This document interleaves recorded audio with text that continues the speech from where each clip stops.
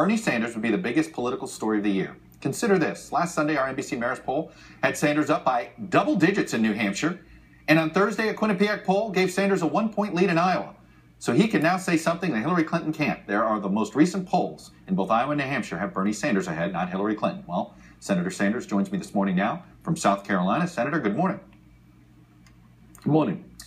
You've based much of your campaign on economic issues, economic inequality, and recently you apologized for the lack of foreign policy substance on your own website. And I noted there's nothing on Syria, nothing on ISIS, Iraq, and on terrorism. You do have something on the Iran deal. So I want to focus a little bit on that this morning. Let's start with the refugee crisis.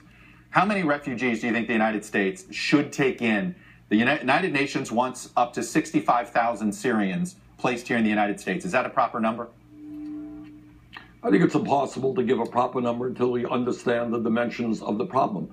What I do believe is that Europe, the United States, and by the way, countries like Saudi Arabia, the United Arab Emirates, must address this humanitarian crisis. People are leaving Iraq, they're leaving Syria with just the clothes on their backs. The world has got to respond. The United States should be part of that response. When it comes to Syria, how much of the problem of this migrant crisis is the United States' fault of policy, whether Bush in Iraq or Obama in Syria?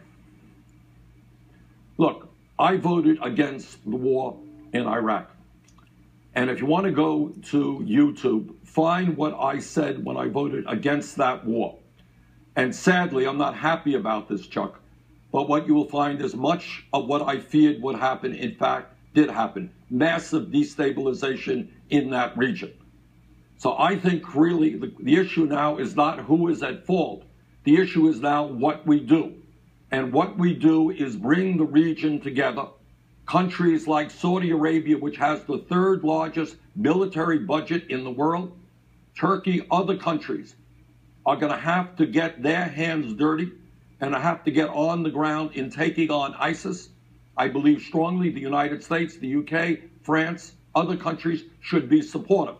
But I disagree that the United States should have combat troops in that area.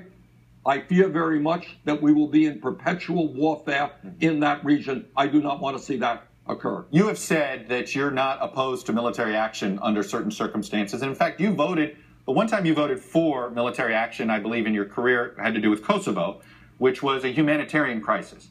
Are we at that point that Syria is such a humanitarian crisis that actually it does justify some military action to stabilize that country? No, I voted also for the war in Afghanistan. Yes, sir. I apologize for that. Yes, you did. Because I believe that Osama bin Laden needed to be captured, needed to be brought to trial.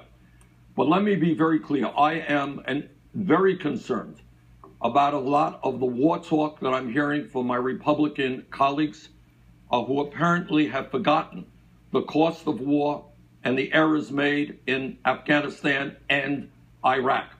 And what I believe, Chuck, very much is that the most powerful military on earth, the United States of America, that our government should do everything that we can to resolve international conflict in a way that does not require war. Sometimes using military force is necessary, but I think it should be the last resort, not the first resort. So I would suggest that we do everything that we can to try to resolve these conflicts, which are not easy. We're living in a very crazy, difficult world without American troops getting into combat.